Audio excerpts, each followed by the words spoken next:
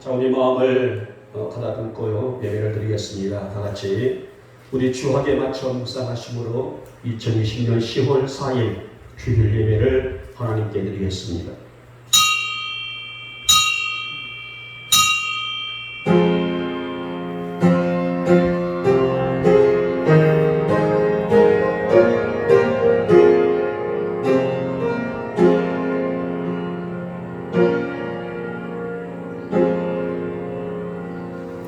여호와를 경외하며 그의 길을 걷는 자마다 복이 있도다. 내가 내 손이 수고한 대로 먹을 것이라. 내가 복되고 형통하리로다. 아멘. 찬송가 20장을 드립니다.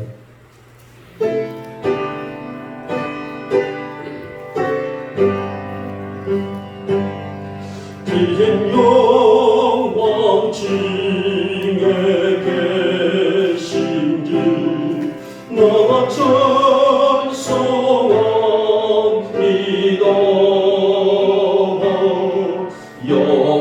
영원히 계신 주 이름 나 찬송합니다.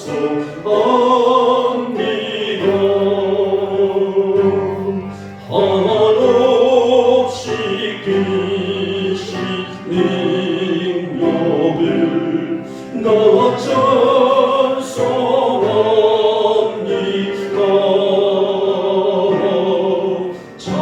참되고 기쁜 그 언약 나 찬송합니다. 온 천지 창조하시던 그 말씀이 있어 영원히 변치 않는 줄 나 믿사옵니다.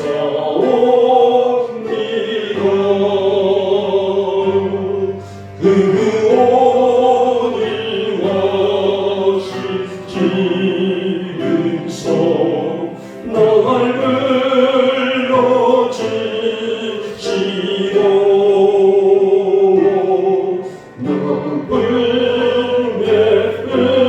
내빼고 주님이나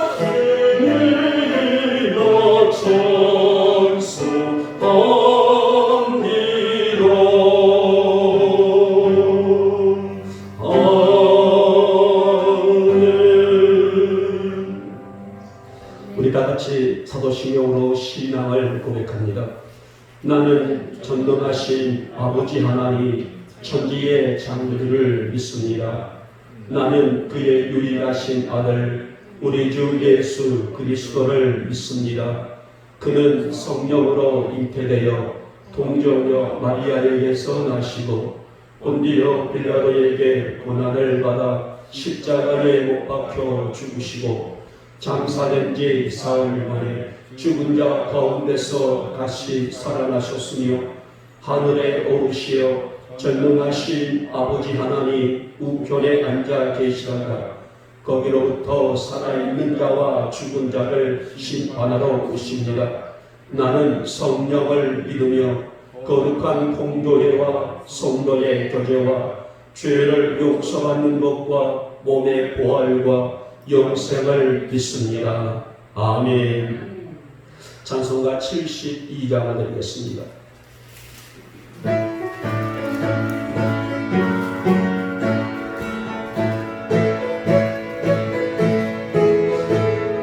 나의 왕 앞에 나오라 기쁨과 감사의 마음으로 하나님의 행하신 일들을 즐거운 노래로 감사하여라. 나의 왕 앞에 나오라 기쁨과 감사의 마음으로 온 세상 만물을 지으신 위대한 하나님 아버지는 저 깊은 바다와 높은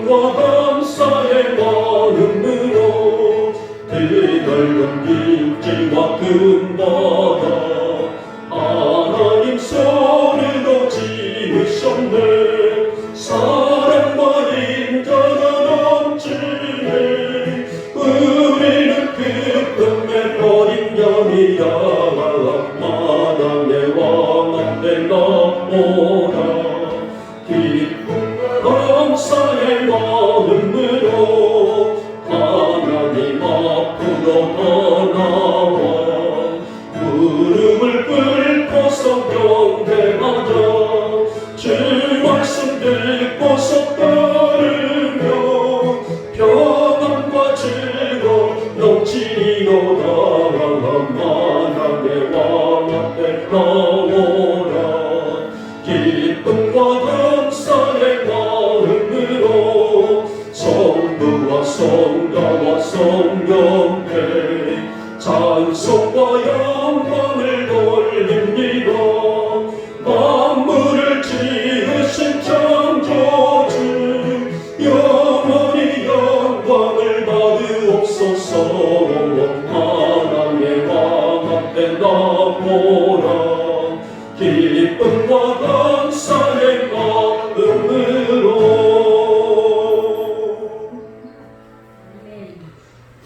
은혜로우신 주님, 사랑이 많으신 주님, 우리를 통해서 영광 받으실 주님, 이 거룩한 아침에 우리들이 두 손 들고 주님을 송축합니다.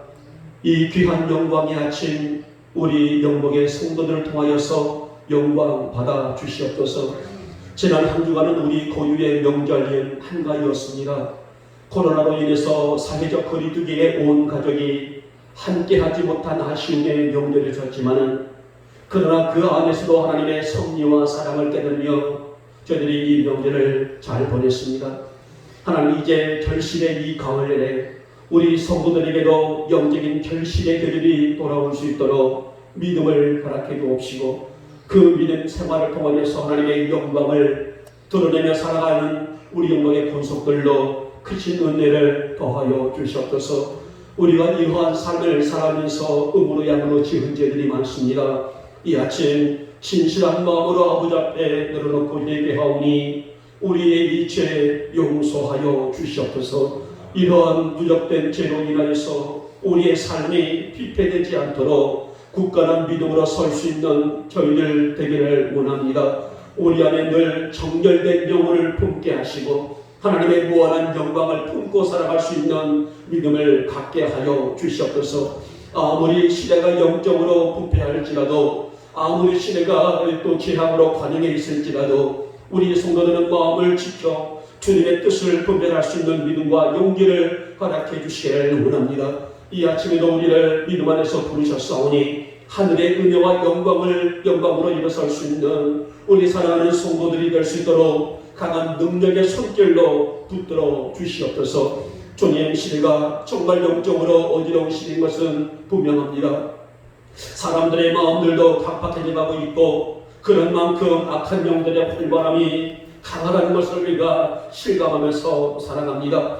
하나님, 이러한 이때 우리가 주님을 바로 보기를 원합니다. 우리 안에 그 어떤 영적인 게으름이 들어오지 못하도록 우리의 마음을 다잡을 수 있는 믿음을 허락해 주시기를 원하며, 그래서 어떠한 죄라도, 자그마한 죄라도 우리가 죄를 바로 깨달을 수 있는 믿음, 저 세상을 분별할 수 있는 믿음, 주님의 역사를 향해 달려갈 수 있는 믿음으로 세워질 수 있도록 우리 사랑하는 성도들에게 성령의 기름 부심이 있게 하여 주시옵소서. 아무리 세상이 우리를 우겨쌈을 당할지라도 똑바로 영적으로 서서 주님을 따라가는 십자가 궁정들로 세워질 수 있도록 우리 사랑하는 성도들 위해 은총을 터입혀 주시옵소서. 하나님, 요즘에는 코로나로 인하여서 신앙의 태만이 오고 있는 시기입니다. 하지만 아무리 여러 환경들이 우리에게 위기를 갖다 줄지라도 우리 영광의 성도들은 절대로 세상에 밀려 살지 않도록 강하고 담대한 믿음으로 서게 하여 주시옵소서. 세상을 위해서, 육신을 위해서는 동분서주하면서도 영적인 일에 대해서는 눈을 닫고 눈을 감고 귀를 막고 살아가는 성도가 없도록 우리 성령님이여 만지심을 통하여서 우리 영이 활발하게 건강하게 세워져 나갈 수 있도록 인도하여 주시기를 원합니다. 그래서 우리가 어디에 있든지, 우리가 무엇을 하든지 하나님의 영광이 되는 삶을 살아가는 우리 영목교회 살아가는 모든 성도들로 믿음을 더하여 주시옵소서. 주님, 우리 성도들이 주님의 은혜를 경험하는 체험 신앙으로 세워지기를 원합니다. 신앙의 선진들처럼 그 어떤 역경도 이겨낼 만한 믿음으로 서게 하여 주시옵시고, 우리의 삶은 물론 자녀들에게 이르기까지 하나님의 자비와 은혜를 경험하고 간증하며 살아갈 수 있는 은총 안에 세워주셨도록 복을 더하여 주시옵소서. 하나님 무엇보다도 하나님의 거룩한 뜻을 분별할 수 있는 믿음 가운데 사는 우리 성도들 되어지기를 소망합니다.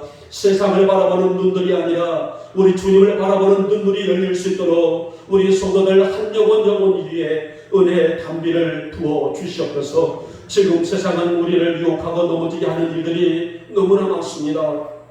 그러나 우리 영광의 성도들은 아무리 그러한 유혹 시험이 올지라도 조금 더 흔들리지 아니하고 우리 주님만 앙망하며 다 살아갈 수 있는 믿음을 허락해 주시느라며 그 믿음의 지경을 펼치며 살아갈 수 있도록 은혜를 허락하여 주시옵소서. 무엇보다도 주님과 깊은 영교를 매일매일 이루며 그 안에서 체험이 이루어질 수 있는 우리의 믿음 생활이 될 수 있도록 주님 붙들어 주시옵소서. 하나님, 우리 교회가 세상의 밝은 빛을 발하는 아름다운 교회로 세워지기를 소망합니다. 하나님의 거룩한 역사를 이루는 세계 속의 교회가 되기를 원합니다. 하나님의 뜻이 무엇인지를 이루어가는 교회 안의 세계가 품어지기를 소망합니다. 지금은 많은 것들이 필요한 시기입니다. 주님, 어서 하나님의 거대한 역사와 뜻을 이루어내는 교회로서 영적 거인들이 우리 교회 안에 가득 채워지게 하여 주시옵소서. 주님은 지금도 우리 교회를 향하여 신앙의 대장부가 되라고 말씀하시는데 그러한 주님의 말씀은 교회가 힘을 잃지 아니하고 주님의 지상 명령을 수행할 줄 아는 교회로 서게 하시니 아니겠습니까? 물론 여러 가지 부족함 두성이요 약함이 많은 교회지만은 그러나 소아시아의 일목교회 중에 서머나와 필라델피아 교회처럼 주님의 칭찬을 받을 만한 교회로 일어설 수 있는 그런 교회로 세워져 나갈 수 있는 우리 영국에 될 수 있도록 강한 능력의 손길로 붙들어 주시옵소서. 그러기 위해서는 성도들이 한 마음을 품게 하시고 우리 성도들의 한 마음이 하나님의 거룩한 역사를 이루어가는 복음의 함성이 되게 하여 주시옵소서. 어서서 552번지에 새 성전이 세워지게 하시고 하나님의 뜻하신 바를 우리 교회가 이루어갈 수 있도록 재정부터 성도들까지 주님의 계획하심이 속히 수는 내에 이루어지게 하여 주시옵소서. 우리 성도들 약함을 가지고 사는 성도들이 많습니다. 이 아침에도 성도님의 기름 부으심이 넘치는 거룩한 성인 아침 되게 하여 주시옵소서. 머리에서 발끝까지 주님의 만지심이 가득한 성인 아침으로 축복하여 주시옵소서. 하나님, 이 나라와 이 땅을 축복하시고 우리 문재인 대통령이야 모든 위정자들, 떠나서 경제인들, 문화인들, 따라가서 더 나아서 모든 국민 한 사람 한 사람의 일기까지 하나님의 축복으로 품어주시길 원합니다. 지금 나라가 너무나 어수선합니다. 어서서 서로 화합하게 하시사 모든 일들이 하나님의 역사와 영광 가운데 설 수 있는 우리 한국이라는 이 땅이 될 수 있도록 주님 복을 더하여 주시옵소서. 코로나도 속히 물러가서 교회들은 물론 모든 기업들이 모든 삶이 정상적으로 진행될 수 있도록 이 땅을 축복하여 주시옵소서. 특히 우리 대통령님에게 힘을 주시고 임기를 마치는 그날까지 건강 주시옵시며 하나님이 세우신 이 땅을, 이 나라를 잘 정치할 수 있도록 힘을 허락하여 주시옵소서. 이 아침 우리를 통해서 영광 받으시고 우리 성도들을 위해 하나님의 귀한 축복이 가득한 아침으로 역사하여 주시옵소서. 오늘 종의 말씀을 대언합니다. 복된 말씀 잘 증거되기를 원합니다. 악한 영들 틈타지 않게 하시고 하나님의 영광과 존귀만이 선포되는 말씀을 되게 하시고 주신 축복만이 선포될 수 있는 복된 이 아침으로 복된 이 시간으로 역사하여 주시옵소서. 밀사하고 예수님의 이름으로 감사하며 기도 올려옵나이다. 아멘.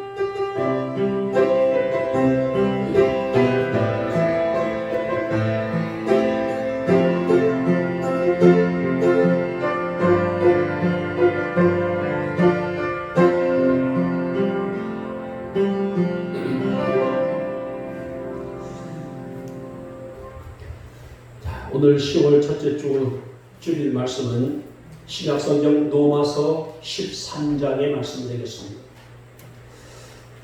제가 아침에 여러분들에게 카톡으로 오늘 본문의 주보를 제가 전송해 드렸습니다. 자, 로마서 13장 11절에서 14절에 있는 말씀을 우리 집에서 예배를 드리고 있는 우리 성도들 같이 그 자리에서 함께 합독할까요? 우리 같이 11절에서 마지막 절까지 함께 읽도록 하겠습니다. 시작. 또한 너희가 이 시기를 알거니와 자다가 깰 때가 벌써 되었으니 이는 이제 우리의 구원이 처음 믿을 때보다 가까웠습니다. 밤이 깊고 낮이 가까웠으니 그러므로 우리가 어둠의 일을 벗고 빛의 갑옷을 입자. 낮에와 같이 단정히 행하고 방탕하거나 술 취하지 말며 음란하거나 고색하지 말며 다투거나 시기하지 말고 오직 주 예수 그리스도로 옷 입고 정력을 위하여 육신의 일을 도모하지 말라. 아멘. 오늘 본문에 있는 로마서 13장의 말씀을 통하여서 저는 빛의 갑옷을 입자라는 주제로 정해봤습니다. 여러분, 성경은 이렇게 우리 성도들에게 있어서의 존재성을 정의를 하고 있습니다. 누구든지 그리스도 안에 있으면 새로운 피조물이라. 이전 것은 지나갔으니 보라 새 것이 되었도다. 성도인 여러분이 어떠한 존재라는 사실을 확실히 일러주고 있는 말씀입니다. 다시 말하면 그리스도 안에 있는 성도는, 예수 안에 있는 우리 영복의 성도들은 예수의 보혈로 죄사함을 받았고 말씀의 인도하심을 따라 사니 이제는 새 사람이 되었다라는 선언인 것입니다. 자, 그래서 오늘 본문 말씀에서 우리는 두 가지 아주 중요한 핵심을 찾아볼 수가 있어요. 하나는 어둠의 일을 벗는 일이고요. 또 다른 하나는 빛의 갑옷을 입는 일입니다. 어둠의 일을 벗어버리고 빛의 갑옷을 입는 것. 이 두 가지의 쟁점이 오늘 본문이 우리에게 가지고 있는 큰 핵심적인 말씀입니다. 이것이 새로운 피조물인 우리 영광의 성도가 갖추고 살아야 할 수 있는 자질론이라 할 수가 있는 말씀이에요. 그러면 성도는 반드시 어둠의 일을 벗어버려야만이 빛의 갑옷을 입을 수 있다는 결론을 찾을 수가 있습니다. 이것이 바로 새로운 피조물인 우리 성도가 꿈꾸고 살아갈 수 있는 영원한 복음의 가치다라고 결론적으로 말씀을 드릴 수가 있어요. 자, 그러면 무엇이 우리 성도들로 하여금 어둠의 일을 벗게 하고 빛의 갑옷으로 바꿔 입도록 역사할까요? 우리의 어떤 삶이, 우리의 모든 어떤 행실이, 우리의 어떤 이 자세가 어둠의 일을 과감히 벗어버리고 빛의 갑옷을 입을 수 있도록 우리의 걸음을 인도하고 우리를 붙들 수가 있을까요? 본문 말씀 속에서 바울이 로마 교회 성도들을 향해서 간절함의 길을 기울이면서 이 시간에 빛의 갑옷을 입을 수 있는 우리 영광의 성도들은 어떤 삶일까에 대한 말씀을 함께 듣도록 하겠습니다. 자, 먼저 보니 빛의 갑옷을 입을 수 있는 것은 사랑의 삶을 사는 것이다 라고 말씀합니다. 본문에서 바울은 아주 중요한 사실을 로마 교우들에게 전하고 있는 내용을 우리는 찾아볼 수가 있습니다. 그것은 바로 예수 그리스도가 다시 반포하신 새 계명인 사랑이 율법의 완성이라는 사실입니다. 그러기에 성도는 이 사랑을 실천하며 살아가야 될 의무가 있고 도리가 있다는 거예요.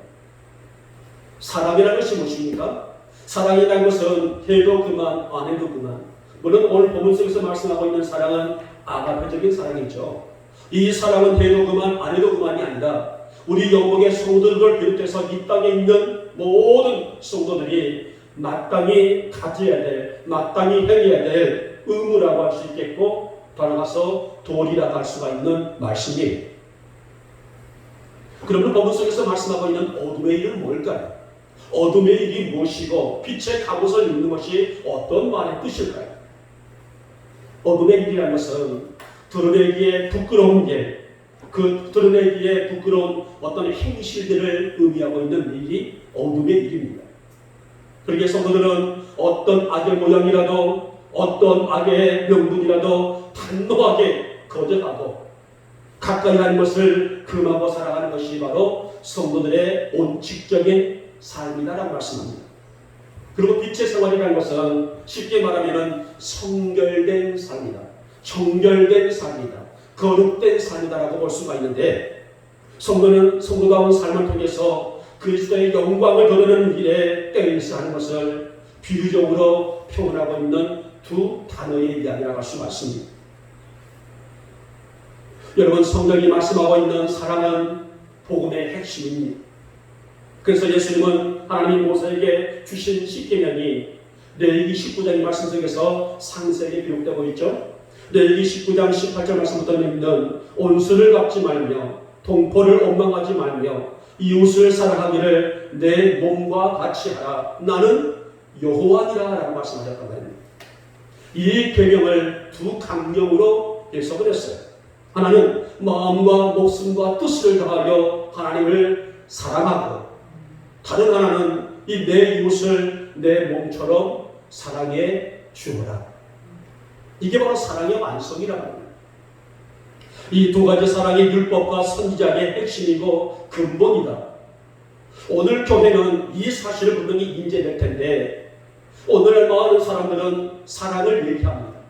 교회가 사랑의 교회다, 사랑을 나눈다, 사랑의 공동체다, 사랑을 얘기하지만은, 그러나 핵심과 근본을 잃어버리고 이론적으로만이 사랑을 미치는 사람들이 너무나 허다하다는 것입니다. 더구나 이 바울도 말하기를 이 계명을 가지고 뭐라 했습니까? 이 두 강령을 가지고 생명의 성령의 법이다 라고 명명하여 가르쳐 전해주고 있습니다.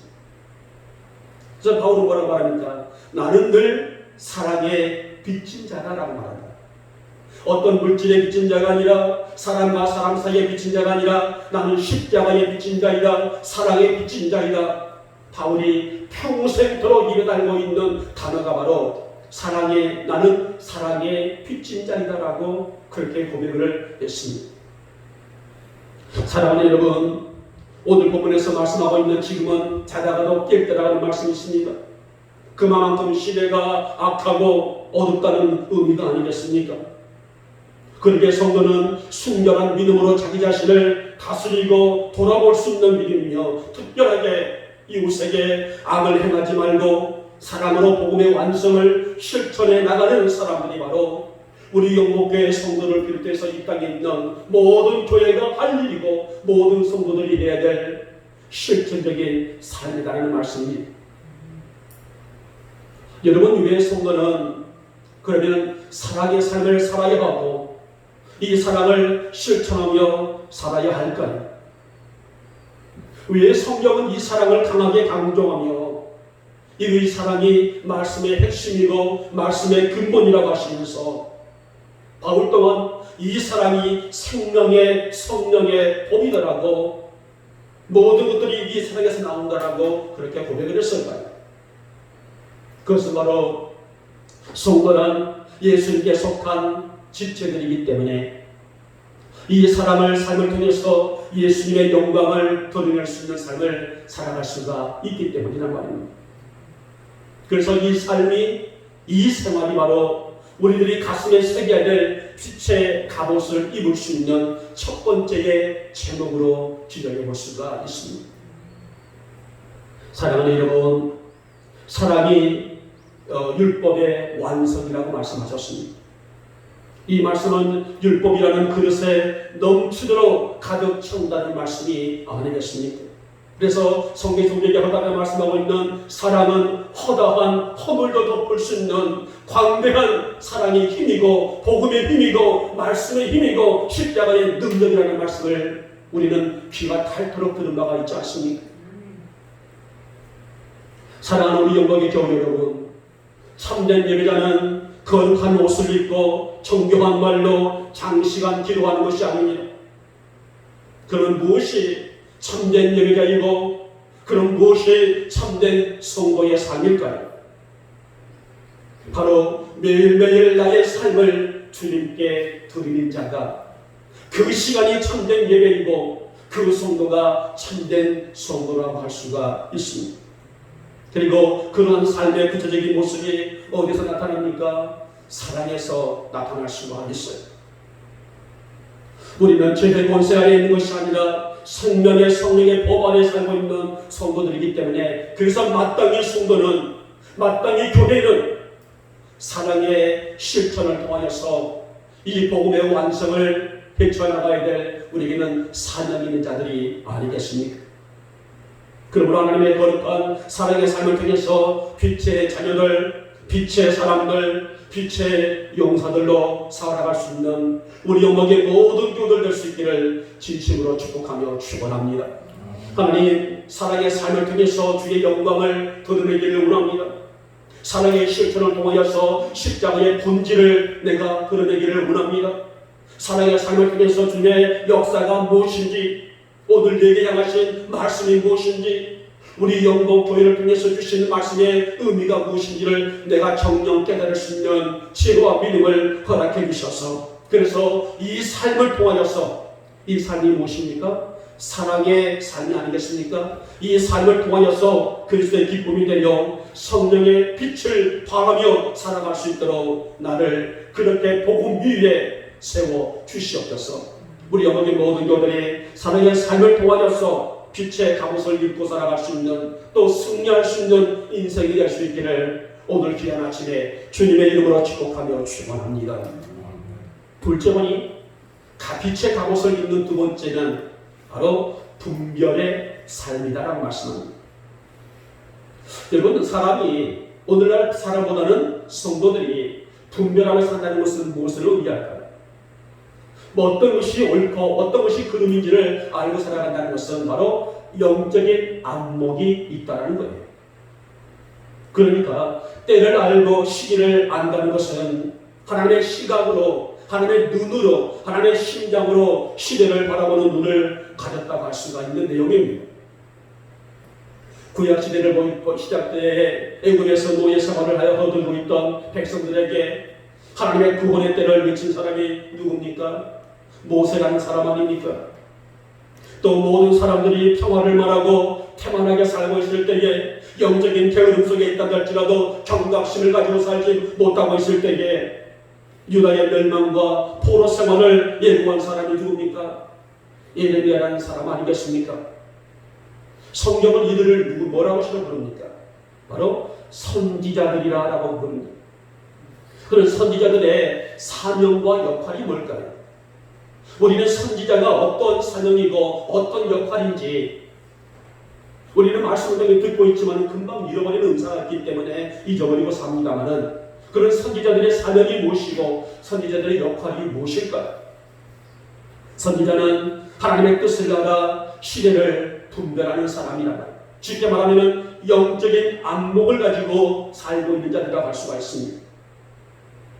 그래서 모두가 영적으로 잠들어 있을지라도 선지자는 깨어서 비록 그 환경과 그 시기와 그 모습이 고독하고 외로울지라도 하나님의 뜻을 전하는 사람이 바로 선지자들입니다. 사랑하는 여러분, 정말 지금의 시기는 자다가도 깰 시기, 영적으로 어두운 시기가 정말 아니겠습니까? 이 땅에는 얼마나 많은 교회들이 있습니까? 우리 한국을 비롯해서 온 세계적으로 교회가 들어가지 않는 곳이 없을 정도로 밤이 되게 되면 십자가가 밝혀 있을 것이 너무나 많은 것이 바로 교회가 아니겠습니까? 그렇다면 그 많은 교회들이, 그 많은 성도들이 정신을 차리고 영적으로 깨어 있을까요? 우리 영목교회 성도들이 지금도 영적으로 깨어 있고 있을까요? 시기를 알고 분별하며 그 역할을 수행하면서 주신 사명이 무엇인지를 깨닫고 살고 있을까요? 하나님은 각 시대마다 자신의 마음을 전심으로 이해하고 분별할 줄 아는 사람들을 세우셨습니다. 아브라함을 세우셨습니다. 모세를 세웠습니다. 사무엘 선지자를 세웠습니다. 나단 선지자를 세웠습니다. 요엘, 아모스, 이사야, 에레미야, 다니엘, 호세야. 이들은 누굽니까? 이들은 시기를 아는 자들이다. 다시 말하면 영적인 안목을 갖고 살고 있는, 자신들의 시각으로 바라보는 것이 아니라 하나님의 눈으로 세상을 바라볼 수 있는 사람들이 아니겠습니까? 그래서 그들은 시기와 때를 분별했습니다. 하나님의 눈으로 세상과 환경을 바라봤습니다. 그리고 하나님의 심정으로 구원의 때를 당당하게 외친 사람들이 있었습니다. 사랑하는 여러분, 성도인 우리는 시기를 구별할 줄 알아야 됩니다. 하나님의 눈으로 세상을 바라보고 하나님의 심정으로 당당하게 복음의 외침을 증거할 줄 아는 그런 성도들이 시기를 분별하지 못하고 스스로가 영적으로 잠들어 있다면 더 이상 무슨 희망을, 더 이상 무슨 소망을 기대하고 살아갈 수가 있습니다. 사랑하는 우리 영광의 교우 여러분, 우리 영광의 교우들은 영적으로 깨어 주님 앞에 시기를 준비할 수 있는 슬기롭고 지혜로운 신부들이 되시기를 주님의 이름으로 축복하며 축원합니다. 하나님 내게 영적인 안목이 있게 하시고 시기를 분별할 수 있는 분별력도 허락하여 주시사 내 눈으로가 아니라 내 심장이 아니라 주님의 눈으로, 하나님의 눈으로 하나님의 심장을 끼게 할 수 있도록 믿음을 더해 주시사 슬기롭고 지혜로운 신부가 되게 하여 주시옵소서. 이것이 바로 성도들이, 우리 영혼의 성도들이 빛의 갑옷을 입는 생활이고 삶이고 인생이고 더 나아가서 믿음이라고 할 수가 있습니다. 여러분, 누구라도 영적인 잠은 그 자신을 무기력하게 만들고 신앙을 결국은 부패하게 만듭니다. 그러게 지금의 때 누가 가장 복된 삶을 살아가는가에 대한 분명한 대답은 오늘 이 시대에 정말 누가 복된 사람일까? 누가 복된 인생을 살고 있을까에 대한 대답은 영적인 잠을 깨우는 사람들이라고 말씀을 드릴 수가 있습니다. 우리 영광의 성도들이 영적인 잠을 깨우는 사람들이 되시기를 주님의 이름으로 축복하며 축원합니다. 여러분, 우리가 성도들의 영적인 잠에서 깨어나고 구역에 있는 선지자들처럼 신앙의 선진들처럼 오늘까 나가서 바울처럼 영적인 잠을 깨우고 사는 그런 믿음이라고 하시 무엇입니까? 우리 안에 이미 주님의 심장이 뛰고 있고 나의 시각이 주님의 시각으로 세상을 바라보고 있다는 증거가 아니겠습니까? 바로 그런 믿음이 주님이 오시는 마지막 때까지 지켜야 될 우리의 신앙이라고 볼 수가 있는 말씀입니다. 여러분, 분별의 신앙을 통해서 어떤 것이 옳은 것인지, 어떤 것이 그릇된 것인지, 어떤 것을 버려야 할 것인지, 어떤 것을 취해야 할 것인지를 분별할 줄 아는 사랑하는 우리 영혼의 모든 성도들 될 수 있기를 이 아침에 주님의 이름으로 축복하며 축원합니다. 마지막에 세 번째 방에 이제는 단정한 삶을 살아라 말씀합니다. 이제 본문 13절 말씀 보니 단정히 행하고 방탕하지 말고 술 취하지 말고 음란하지 말고 호색하지 말고 다투지 말고 시기하지 말라라고 말씀합니다.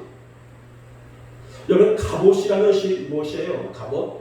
갑옷을 언제 입습니까? 평상시 우리가 어떤 외출을 하고 우리가 평상시 살아가기 위해서 입는 것이 갑옷이 아니죠. 갑옷은 전쟁 중에 전쟁을 할 때에 적군으로부터의 자신을 보호하기 위해서 입는 옷이 바로 갑옷 아니겠습니까? 자, 본문에서 바울이 로마 교우들에게 고민하는 이유를 보면은 지금의 시대가 바로 영적 전투의 시기라고 볼 수가 있단 말입니다.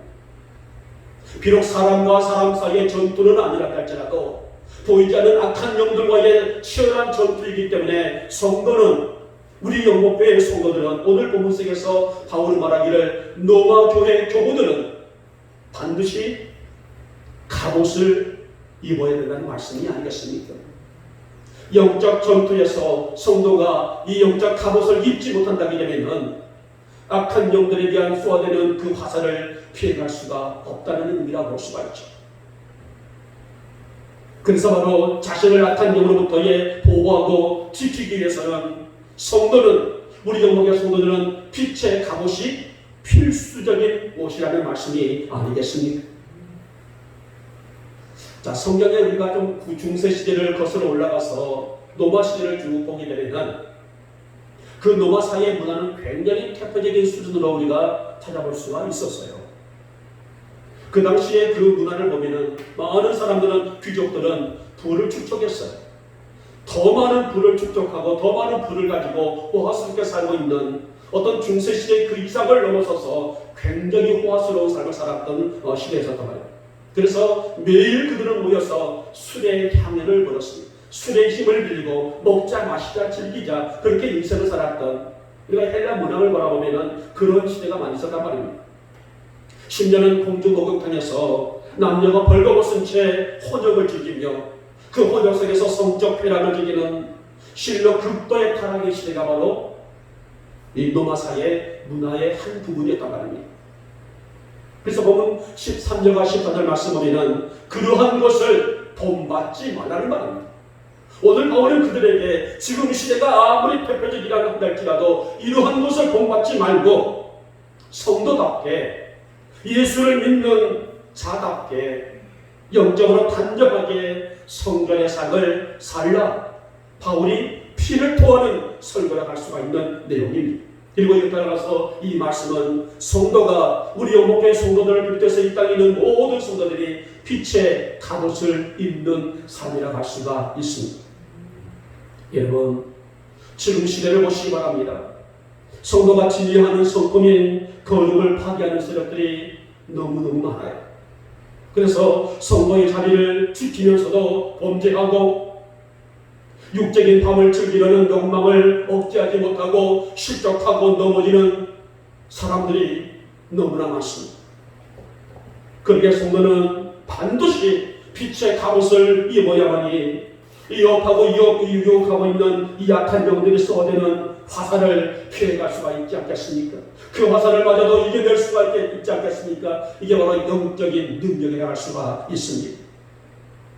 그러기에 우리 사랑하는 성도들은 우리 자신을 영적으로 단단히 지키어 사는 그런 삶을 살아갈 수 있기를 부탁드리며, 하나님 내 안에 내 삶이, 내 마음이 주님이 임재하시는 거룩한 성전이 되게 하여 주시옵소서.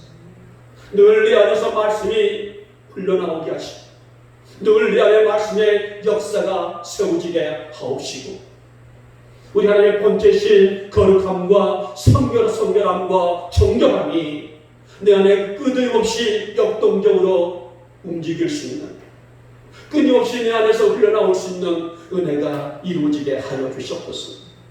이게 바로 우리 영목의 성도들이 입어야 될 빛의 갑옷이기 때문입니다.